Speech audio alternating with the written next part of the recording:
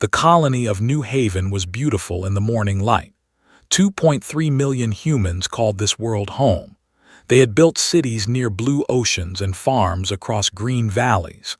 Children played in parks while their parents worked in factories and offices. It was a peaceful place, far from the troubles of the galaxy. Admiral Jake sat in his office on Earth, reading reports about trade negotiations. His younger sister lived on New Haven with her husband and 2 daughters. He had promised to visit them next month. His nieces wanted to show him that their father had built. The Empire had never liked humans. They were a proud species with gray skin and 4 arms. They believed they were superior to all other races.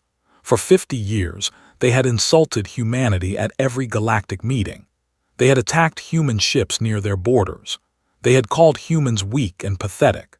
But humanity had always responded with calm words and peaceful solutions. The galaxy thought humans were harmless. They thought humans were too afraid to fight. This was exactly what humanity wanted them to believe.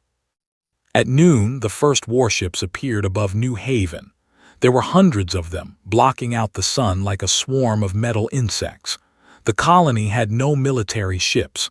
They had only a small defense force with basic weapons. They sent a distress call to Earth, but they knew help was too far away. High Commander watched from his flagship as his fleet surrounded the helpless world. He smiled with his sharp teeth. Today, he would teach the humans a lesson they would never forget. Today, he would show the galaxy what happened to weak species. The bombardment began without warning. Massive energy beams struck the cities from orbit. Buildings collapsed. Streets turned to fire. People ran and screamed, but there was nowhere to hide. The ships moved slowly across the planet, burning everything below them. Then came the nerve agents. Invisible clouds of poison drifted down from the sky. People fell where they stood. Families died holding each other. The screams faded into terrible silence. On Earth, Ambassador Brooks received the distress call in the middle of a council meeting. She heard explosions and crying children. She heard a woman begging for someone to save her baby. Then the signal went dead. Admiral was in a meeting when his assistant ran in with tears on her face. She could not speak. She simply handed him a tablet showing the satellite images. New Haven was burning. Every city was destroyed. Every farm was ash. His sister, his nieces, gone. Stood very still for a long moment. The other officers in the room watched him, afraid to speak. They had never seen his face look like this before. It was not anger. It was something colder, something that had been sleeping for a very long time. The Galactic Council sent a message 3 hours later. Counselor, a tall being with purple skin and large eyes, expressed mild concern about the incident. However, the Council could not take action against the Empire. They were important trade partners. Perhaps a strongly worded letter would be appropriate. Ambassador Brooks read the message twice. She thought about the screaming children she had heard. She thought about the 2.3 million people who had died while the galaxy did nothing. Then she walked out of the council chambers without saying a word. Back on Earth, the leaders of every nation gathered in the underground command center. The room was dark and quiet. On the main screen, images of New Haven played on a loop. The burning cities, the falling bodies, the silence that came after. Stood before them, his hands clasped behind his back. He had not slept. He had not eaten. He had spent the last 12 hours watching every recording from New Haven. He had listened to every final message. He knew exactly what they had done and how they had done it. For 150 years, he began, his voice steady, we have played a role. We have pretended to be weak. We have hidden our true strength. We did this to survive in a galaxy full of predators. We smiled and bowed and let them insult us because peace was worth more than pride. He paused, looking at each leader in turn. 2.3 million of our people died today. Men, women, children. They died screaming while the galaxy watched and did nothing. They died because they believed we were too weak to stop them. They died because we let the universe think we were harmless. Pressed a button on his console. The images of New Haven disappeared. In their place, a new image appeared. It showed a massive fleet of warships hidden in the darkness between stars. 500 vessels, each one larger and more powerful than anything the galaxy had ever seen. "This is Project Titan," said. "This is what we have been building in secret for over a century. Ships powered by technology no other species has discovered. Weapons that can crack planets. Shields that can stop any attack." The room was completely silent. "We have been playing nice," continued. "We have been polite guests in this galaxy. We have followed every rule and respected every treaty, and in return they killed our children." He turned off the screen and faced the leaders directly. "I am asking for permission to show them who we really are. I am asking for permission to make them understand what they have done. Not revenge, justice. We will not become monsters, but we will no longer pretend to be sheep." The vote was unanimous. Every nation, every leader, every voice said the same word: yes. Nodded slowly. He thought about his nieces and he thought about the sound of their laughter. Then he pushed those memories down into the dark place where they would wait until this was over. He picked up his communicator and spoke 3 words that would change the galaxy forever. "Activate Project Titan." Across the solar system, hidden bases came alive. Engines that had been cold for decades began to warm. Soldiers who had trained in secret for their entire lives received their orders. Ships that the galaxy did not know existed began to move toward open space. Humanity was done playing nice. 150 years ago, a human scientist made the greatest discovery in history. She found a way to travel faster than light. She found a way to reach the stars. But when humanity looked out at the galaxy, they did not see friends. They saw empires built on war and conquest. They saw species that had destroyed entire worlds. They saw predators everywhere. So humanity made a choice. They would hide their true power. They would pretend to be simple and weak. They would smile and shake hands and let the galaxy underestimate them. It was the longest and most important lie ever told. Project Titan was born from that lie. For over a century, humans built warships in secret bases hidden in asteroids and moons. They developed weapons that used physics other species did not understand. They created engines powered by zero-point energy, pulling power from the empty space itself. And they waited. Now the waiting was over. Ambassador Brooks stood in the center of the Galactic Council chambers. Around her, representatives from 100 different species watched with curious eyes. Most of them were smiling. They thought this would be amusing. The weak little humans had asked for an emergency session to discuss the New Haven incident. How cute. Counselor sat on his tall throne, looking down at the human woman with polite boredom. "Ambassador Brooks," he said, "the Council has already expressed its concerns about the unfortunate events at New Haven. What more do you wish to say?" Brooks smiled. It was not a warm smile. "I am here to deliver a formal declaration of war against the Empire." The chamber erupted in laughter. Several species made sounds that meant the same thing in their languages. A small, weak species like humanity declaring war on the mighty, it was absurd. It was suicide. Brooks waited for the laughter to stop. Then she pressed a button on her tablet. The holographic display in the center of the chamber changed. Suddenly, the room was filled with the sounds of New Haven, screaming, explosions, a child crying for her mother, a man begging the sky to stop burning. The recordings played for 3 full minutes. Nobody laughed anymore. When the recording ended, the chamber was silent. Some representatives had tears in their eyes. Others looked away in shame. They had all known what they had done. They had all chosen to ignore it. 2.3 million people, Brooks said, her voice cold and clear.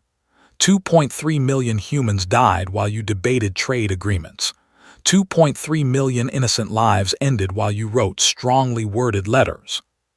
She looked directly at Counselor. Earth is withdrawing from all treaties and trade agreements with the Galactic Council, effective immediately. We are withdrawing from the Non-Aggression Pact. We are withdrawing from the Technology Sharing Program. As of this moment, humanity stands alone. Leaned forward, his large eyes narrowing. You cannot be serious. The fleet will destroy you within a week.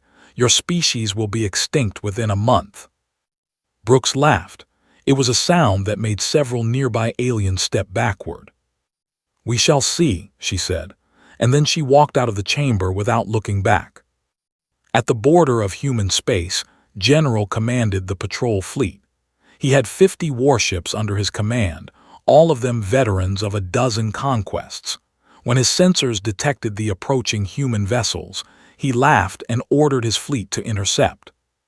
Captain Laura West stood on the bridge of the Retribution, watching the ships approach. Her vessel was one of the new Titan-class battleships, fresh from the secret shipyards. Around her, 24 other human ships waited in formation. They are hailing us, Lieutenant Peters reported from his tactical station. Put them through, West said. General's gray face appeared on the screen. He was smiling with all of his sharp teeth. Human vessels, you have entered space. Surrender immediately and we will make your deaths quick. Resist, and you will suffer as New Haven suffered. West looked at him calmly. General, I am Captain Laura West of the Earth Defense Fleet.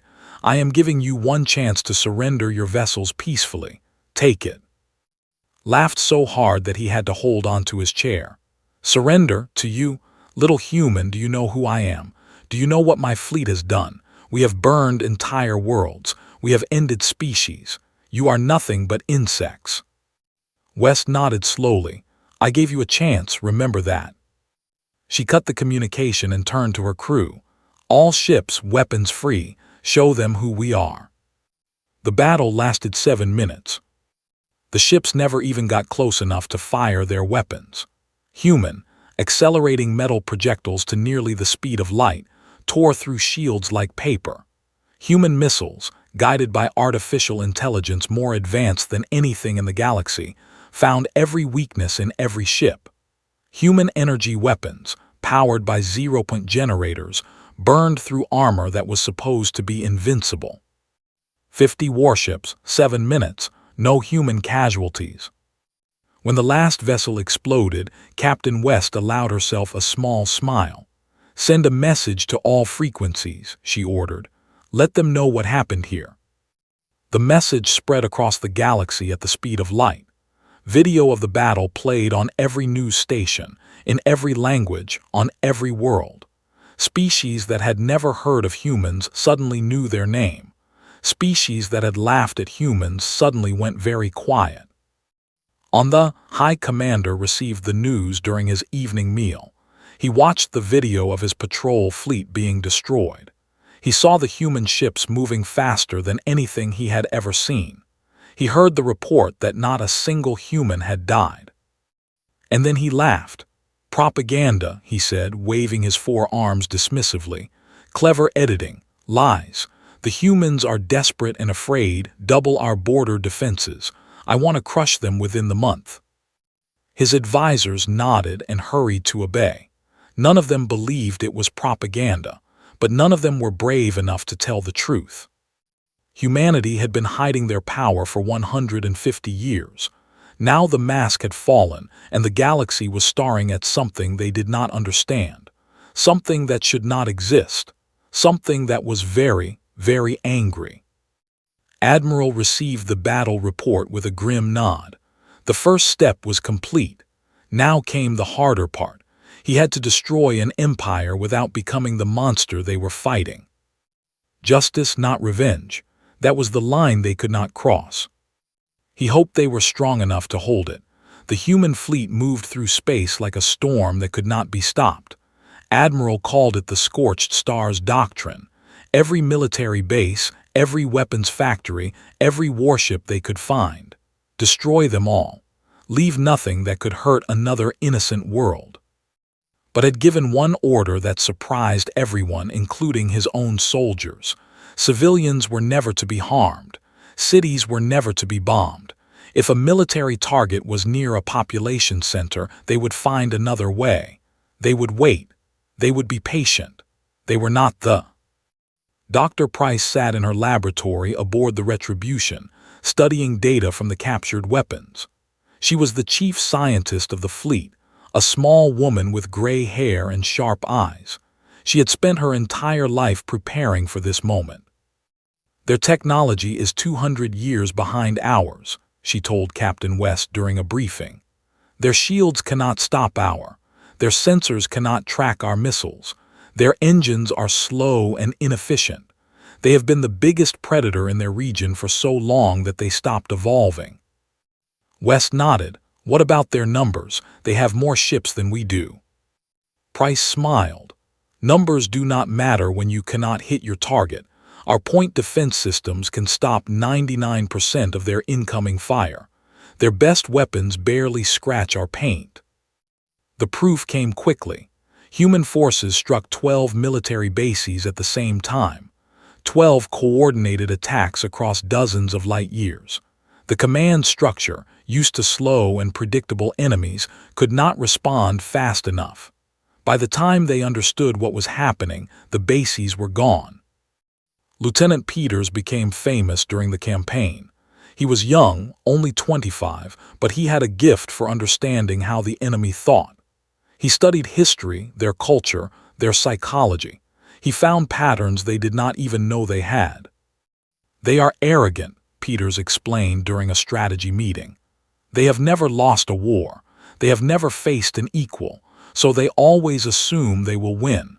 They take risks that make no sense because they cannot imagine failure. He pointed to a map of space. Here, their supply depot at station. They have left it almost undefended because they think we would never dare strike so deep into their territory. If we hit it, their entire eastern fleet will run out of fuel within 2 weeks. Approved the mission. Peters led a small strike force of 5 ships. They jumped deep into space, destroyed the depot, and jumped out before the enemy could respond.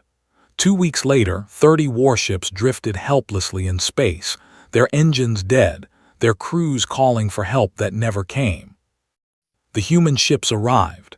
They did not destroy the helpless vessels. Instead, they captured them. They took the crews prisoner and sent them to holding facilities where they received food, water, medical care, and the right to contact their families. This confused the galaxy more than anything else. A being named changed everything. He was a species with silver skin and gentle eyes. He had been a diplomat on New Haven when the attack happened. He had seen everything, the ships arriving, the bombardment beginning, the poison clouds falling. He had escaped on a small shuttle, hiding in the debris field until the left. Came to Earth with recordings, not just video and audio, but sensor data and communication intercepts. He had proof that High Commander had personally ordered the attack. He had proof that the Military Council had approved the use of nerve agents on civilians. He had proof that this was not an accident or a rogue commander. This was policy. "I watched children die," said in his testimony, broadcast across the galaxy. "I watched families hold each other as the poison took them. I watched the ships circle the planet for hours, making sure no one survived. This was not war. This was murder." His words reached billions of beings on thousands of worlds. Species that had been afraid to speak against the suddenly found their courage. Messages poured into Earth's communication networks. Support, intelligence, supplies. They had bullied the galaxy for too long. Now someone was finally fighting back. General, somehow still alive after the border battle, demanded a rematch. He gathered the elite fleet of the Empire, 300 of their best warships, and moved to intercept Captain West above a colony world. West faced a choice. She could fight immediately and risk civilian casualties, or she could wait. She chose to wait. "Attention, colony," she broadcast on all frequencies. "Human forces do not target civilians. We are here to destroy the military fleet above your world. You have 72 hours to evacuate to the southern continent. We will not fire on any civilian vessel. You have my word." Was furious. He ordered his ships to form a defensive ring around the planet, using the population as a shield. He was certain the humans would attack anyway. When they did, he would show the galaxy that humans were no better than the. For 72 hours the human fleet waited. They did not fire a single shot. They simply watched. And slowly the civilians began to leave, at first in small groups, then in larger crowds. Shuttles and transports rose from the cities and flew to the southern continent. The colony's governor, a female with old scars on her face, broadcast her own message. "Our people are not soldiers. We will not be shields. General, you protect us or you leave. Those are your choices." Did not leave, but he could not stop the evacuation. When the 72 hours ended, Captain West gave one final warning, responded with insults and threats. The battle lasted 4 hours, fought hard, harder than any before him, but technology and tactics won in the end. His fleet was destroyed, his flagship was captured, himself was taken prisoner. The colony below was untouched, not a single civilian had died. Admiral received the report with something close to relief. They had proven something important today. Humanity could fight without becoming monsters. They could win without losing their souls. But the hardest battle was still ahead. The weighted and high commander would not surrender easily. The Galactic Council called an emergency session. It was only the third time in their history that all member species had gathered at once. The chamber was full of worried faces and nervous whispers. Human forces were approaching the core systems. The war that everyone thought would last a month had lasted 3 weeks. The humans were winning. Counselor stood at his podium, trying to look calm. "We must intervene," he said. "We must negotiate a ceasefire before this conflict destabilizes the entire region. The Empire is an important part of our galactic community." Ambassador Brooks listened to the translation through her earpiece. She had returned to the council, not to negotiate, but to deliver a message. When finished speaking, she raised her hand to respond. "Counselor," she began, her voice echoing through the vast chamber, "where was this concern for stability when New Haven burned? Where were these emergency sessions when 2.3 million humans died? Where was the Galactic Council when children were choking on poison gas?" Shifted uncomfortably. "Ambassador, the situation was complicated. They are valuable trade partners. We could not simply—" "You could not simply care," Brooks interrupted. "You could not simply act. You could not simply do what was right. So now humanity will do what you refuse to do. We will we will bring their leaders to justice. And we will do it without your permission." She turned to address the entire chamber. "But let me be clear about something. Humanity is not here for revenge. We are here for justice. We have captured thousands of prisoners. Every single one has been treated humanely. They have received medical care, food, clean water, and the right to contact their families. We have not tortured anyone. We have not executed anyone. We are not the—" The chamber was silent. Many species had expected the humans to be cruel. They had expected massacres and burning cities. Instead, they were seeing something unexpected: mercy. Across the galaxy, the truth about the was finally coming out. Testimony had opened a door that could not be closed. Species that had been too afraid to speak were now sharing their own stories. A peaceful species of farmers, revealed that they had burned 3 of their colony worlds 50 years ago. They showed evidence of systematic theft of their technology. They spoke about decades of tribute payments and threats. They had not just bullied humanity. They had bullied the entire galaxy, and the galaxy was tired of being afraid. General Daniel Cole led the ground forces in the campaign. He was a large man with a shaved head and kind eyes. His soldiers loved him because he never asked them to do anything he would not do himself. When human troops landed on a military moon, Cole was the first one out of the shuttle. The battle was fierce but short. Human soldiers wore powered armor that made them stronger and faster than any. Their weapons were precise and deadly. Within 6 hours, the moon was secured. Over 8,000 soldiers surrendered. Cole personally supervised the prisoner intake. He made sure every captured soldier received water and medical attention. He separated the wounded and made sure they got proper treatment. When a young soldier, barely more than a child, began crying with fear, Cole knelt beside him and spoke softly. "You are safe now," he said through his translator. "The fighting is over for you. No one will hurt you." The young soldier looked up at him with confused eyes. "But we killed your people. We killed millions of you. Why are you being kind to us?" Cole was quiet for a moment. "Because kindness is not about what you deserve. It is about who we are." The propaganda machine tried to fight back. They broadcast stories about human atrocities, about torture and mass executions. But then something unexpected happened. The prisoners that humanity released began telling the truth. They talked about the food they had received, the medical care, the respect. They talked about human soldiers who had risked their lives to save wounded. They talked about General Cole and his kind eyes. The lies fell apart.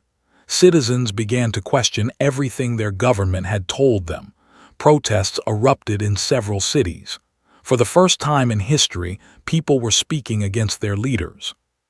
High Commander responded the only way he knew how, with violence. He ordered his security forces to crush the protests. He executed 3 of his own advisors for suggesting that surrender might be wise.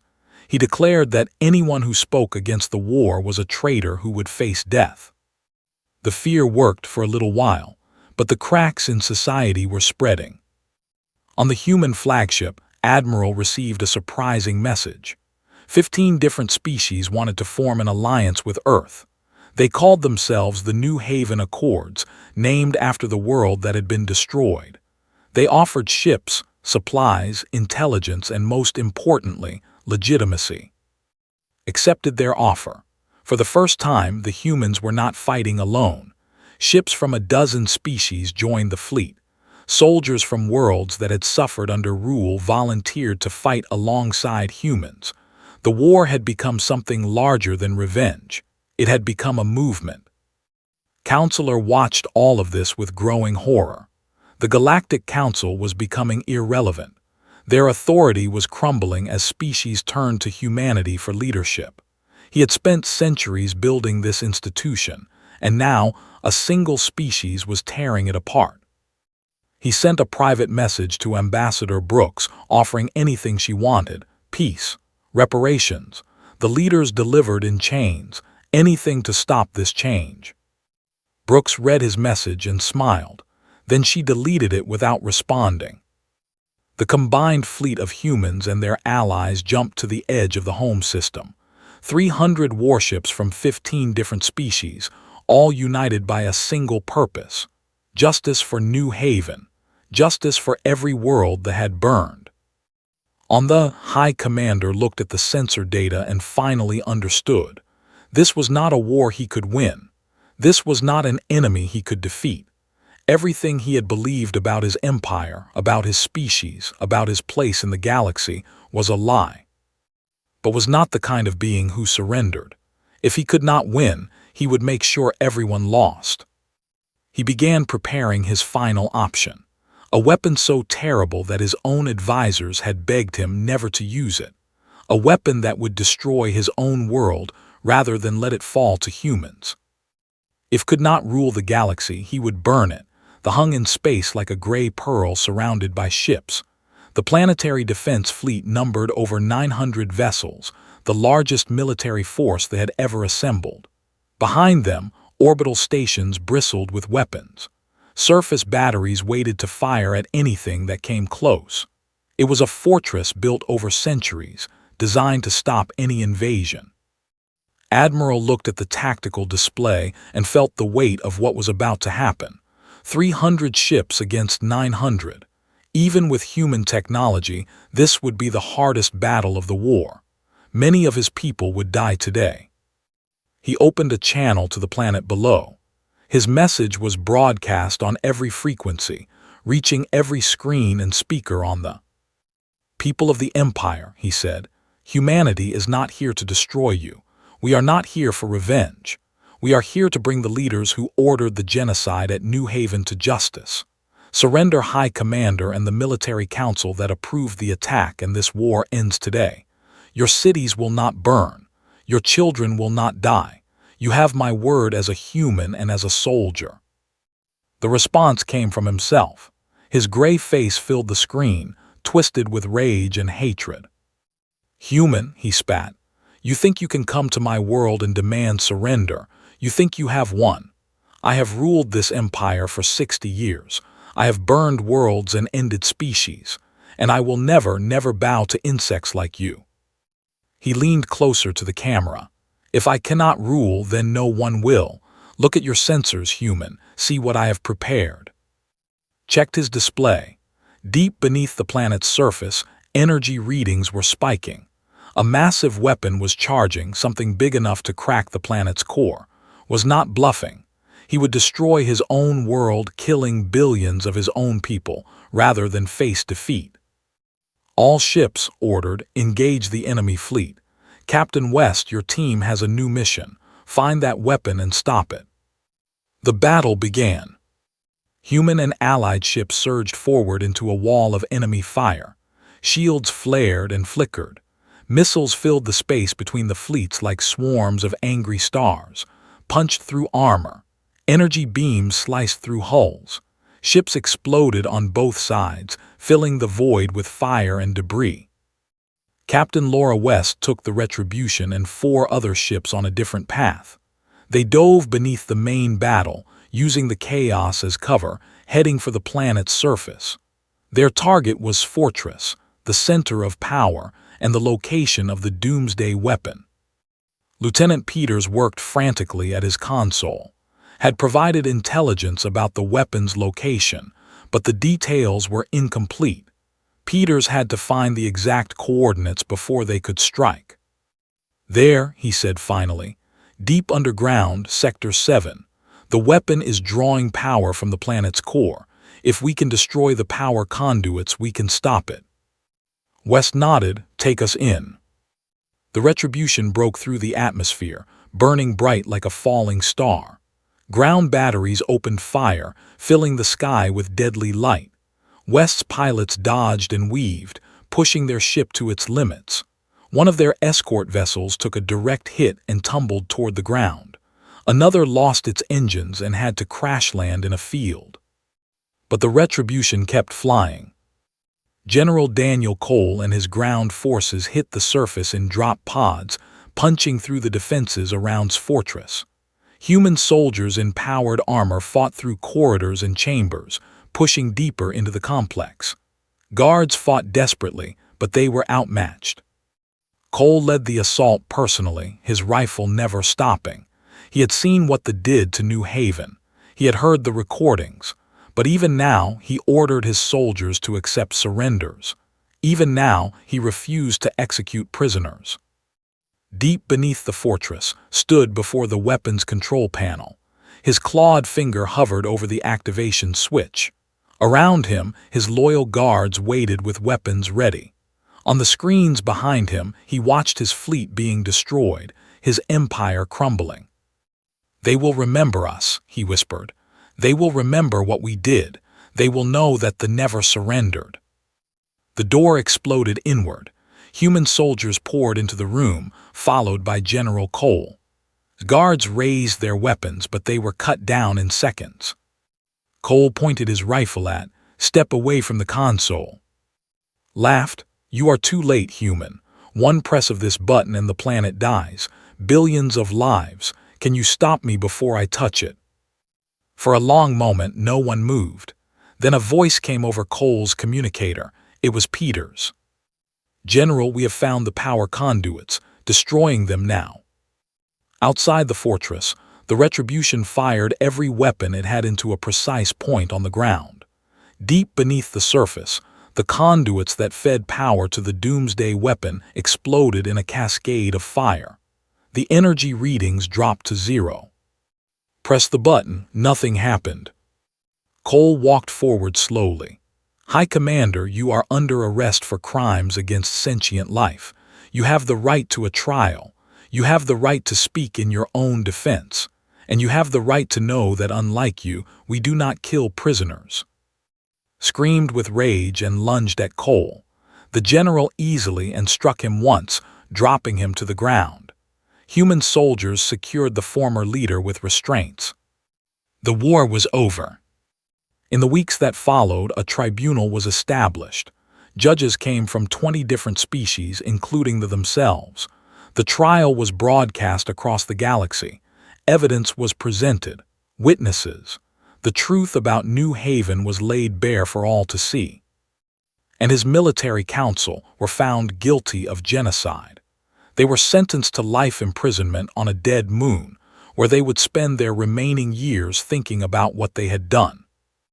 There were no executions, there was no torture, there was only justice. At the site where New Haven once stood, humans and their allies built a memorial station. It floated in space, a beautiful structure of glass and light, bearing the names of 2.3 million people who had died. Ships from across the galaxy came to pay their respects. Species that had never spoken to humans before now called them friends. Ambassador Brooks stood before the Galactic Council one last time, but this time the chamber was different. The council had been reformed. New rules were in place. No species would ever again be sacrificed for trade agreements and political convenience.